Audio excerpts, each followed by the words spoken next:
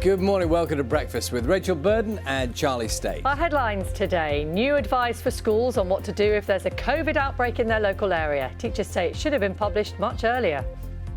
I think there will be a sense of frustration this bank holiday weekend that work that could have been done previously is now being left, as always, to the very last minute. Health Secretary warns of another nationwide lockdown if there's a significant spike in coronavirus this winter. Chadwick Boseman, the star of the groundbreaking superhero movie Black Panther, has died at the age of 43. Good morning. Back so soon, English football returns. Liverpool face Arsenal in the Premier League's traditional curtain raiser, the Community Shield, just 4 weeks after the end of last season. Hello, good morning. There really shouldn't be too much of this sort of thing going on through this weekend. But is it going to be completely dry? Is the wind abating? I'll have all the answers to your questions in just a few minutes.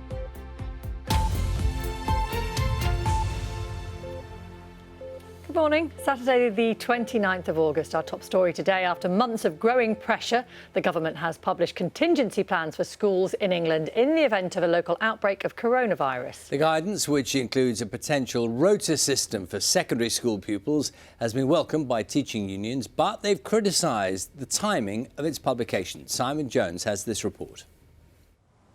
The empty classrooms will soon be back in use again. Millions of pupils return to school next week. But with teachers, students and parents asking, how will it work?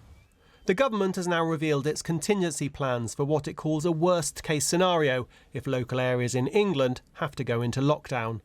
The default position, Tier 1, would see schools remaining open with all pupils attending full-time.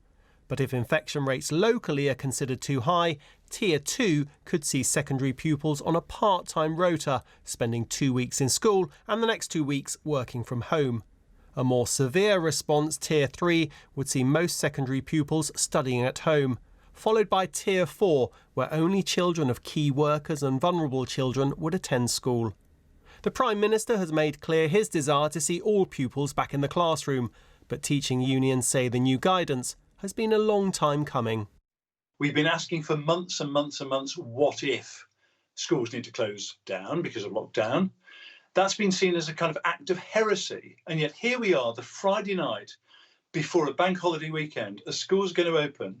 It really isn't the government's finest hour. We'll make this happen, but it is incredibly infuriating, I think, for lots of leaders that here they are now having to respond to pages of guidance.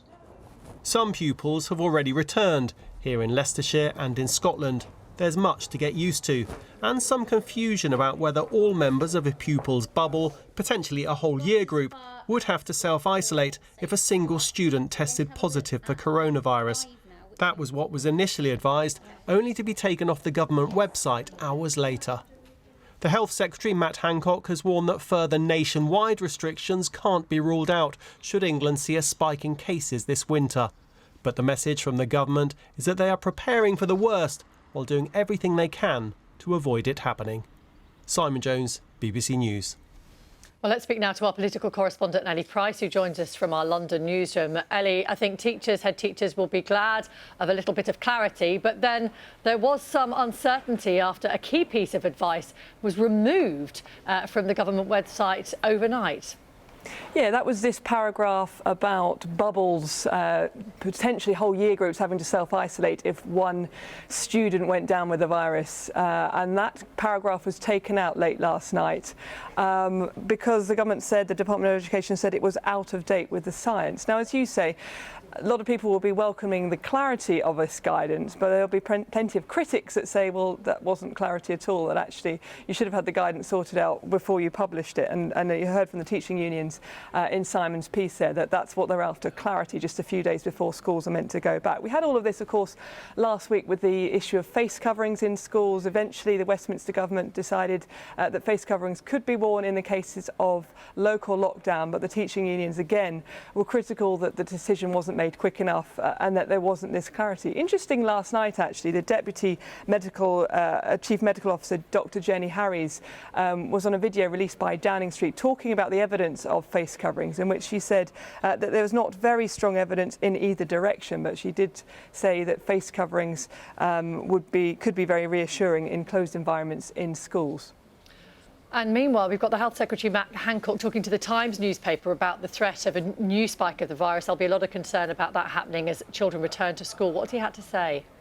Well, he was talking about a reasonable worst-case scenario in which he said there could be extensive local lockdowns introduced, and in the very worst case, national lockdown could not be ruled out. Now, of course, we've seen a rise in cases around Europe, even in this country. I mean, I think it's fair to say the government desperate to avoid any return to any national lockdown, but as the Health Secretary was saying, he couldn't rule it out. Again, we're talking about the timing, aren't we? This is just a few days before the schools are due to be returning, and of course yesterday we heard a lot about people being encouraged to go back to work. I think some critics will say this is mixed messaging, but the government's in a difficult position, saying, look, there is a big threat still from the virus, and yet we still need to get the economy back to as much of a normal as we possibly can. Ellie Price, thank you very much. Chadwick Boseman, the actor who was best known for playing the lead role in the Black Panther film, has died from cancer at the age of 43. We can speak to our reporter in Los Angeles, David Willis. David, I mean, this was an actor who made a very big impression. It's such sad news, and it's come as a surprise to many people. It has indeed, Charlie, and he was already a considerable star here in Hollywood, but he was a man seen as having enormous potential in the film industry, having signed a 5-picture deal with Marvel to play Black Panther. That was a film that was a breakthrough in many ways here, not least because it had a predominantly black crew and cast. It was also the first superhero movie to be nominated for a Best Picture Oscar. But in April of this year, there was video of Mr. Boseman on social media in which he looked quite thin, and that prompted speculation from some, because he had never talked about his treatment for colon cancer, that he might be preparing for some sort of film role and losing weight because of that. It's emerged since that he filmed some of his most famous roles, the roles for which he will be best remembered, whilst undergoing surgeries and chemotherapy. David, for the moment, thank you very much. Police in Australia will start beach patrols today to enforce coronavirus restrictions as lifeguards return to duty at the end of winter. Warm weather is expected in Sydney to draw large crowds to the coast. Authorities at Bondi and other popular beaches are warning people to stay a towel length apart and to limit gatherings to 20 people. A military dog who was shot and injured during a British Special Forces raid in Afghanistan is to be awarded the animal equivalent of the Victoria Cross. This is Kuno, a Belgian Shepherd Malinois, was on a night raid when he charged through a hail of gunfire to tackle an Al-Qaeda insurgent. Now, he was wounded in both his hind legs, had to be given life-saving treatment, and he'll be awarded the Dickin Medal later this year. Let's see, time now is 6:08. We'll have a quick look at some of the front pages on the Saturday papers for you right now. And we'll start with the Times newspaper, leading with that interview we mentioned a moment ago, actually, the Health Secretary, Matt Hancock, warning that England could face nationwide restrictions and extensive local lockdowns if there is a second wave of coronavirus this winter. The Guardian's got an investigation into the online clothes retailer Boohoo. That's on their front page this morning. It says that audits suggest at least 18 factories making clothes for the brand in Leicester have failed to prove they pay minimum wage. Boohoo said the documents are a selection of commentary from a limited number of third-party audits that have been completed. And the Hollywood Reporter leads on tributes being paid to Black Panther actor Chadwick Boseman, who's died from cancer. And we'll be talking about that more in a few minutes' time. Many tributes being paid today to an actor who many people said had an extraordinary future ahead of him. That film is absolutely phenomenal as well. And there'll be a whole generation of children who will have been brought up watching that, and it will have transformed perhaps their view of what was formerly a very white Hollywood, really culturally significant.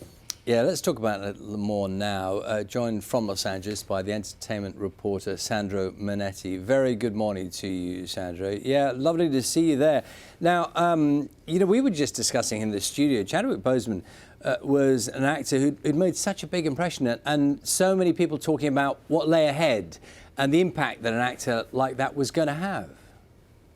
One of my favourite tributes to him in the last few minutes comes from his Avengers co-star Mark Ruffalo, who said on Twitter his greatness was just beginning. And he had an uncanny ability to portray greatness on screen when you look at his breakthrough role as Jackie Robinson, the baseball player who broke the color barrier. He also played Thurgood Marshall, the first black Supreme Court justice. He played icons like James Brown. And so this combination of dignity and dynamism that he had made him perfect to play Black Panther. And it was a movie which did so much better than everybody expected, and took $1.3 billion at the international box office. It changed the industry. It created a hero to a new generation, and so much more ahead for him, including Black Panther 2, which was due to start filming in early 2021. Sandro, talk to us a little bit about his illness, because often with Hollywood stars or big stars, we feel like we know arguably too much about their lives. But it would appear from what I'm hearing this morning that there wasn't much known about how he was in the run-up to his death. He kept his personal life very quiet. The reports say, oh, he's survived by his wife, Taylor. No one in Hollywood knew they were married. They only got engaged last October, and there'd certainly been no announcement. So he was, for someone who was so public as a Marvel star, he was a very private figure, and he'd chosen to keep his cancer diagnosis secret, as had Kelly Preston, who passed away from breast cancer just a few weeks ago. She was the wife of John Travolta, of course, and he was able to work from 2016 right through to 2020, last on screen in Da 5 Bloods, the Netflix film directed by Spike Lee, all in between chemotherapy and hospital appointments. And yes, what a remarkably brave figure he was. Those who were closest to him knew how brave he was being. The world had no idea. And tell us a little more about the tributes that have come in, because he was only 43. I mean, in itself, it's a tragedy, isn't it? But many people have been affected by the news this morning. From the movie world and the sports world as well, his death was announced on Jackie Robinson Day. And what that is, it's when all baseball games in America pay tribute to Jackie Robinson, the player who broke the color barrier, by wearing his number 42 on their shirts. And sports figures as well as movie stars have joined in the tributes, most of his Avengers colleagues. And I was lucky enough to interview him 3 times. And such a quiet dignity. He certainly wasn't as bombastic as a lot of movie stars, and it made you understand why he was such a great choice to play icons, because he carried himself in both a modest and a regal way, if that makes any sense. And he's gone at such a terribly young age, but I think the legacy he leaves and the doors that he's thrown open for heroes in Hollywood, his impact will be felt for a very long time. Sandra, good to speak to you this morning. Thank you very much, and for those tributes as well. Sandra Manetti, just talking to us about the news this morning. It's been announced that Chadwick Boseman, who's 43 years old, actor, has died from cancer.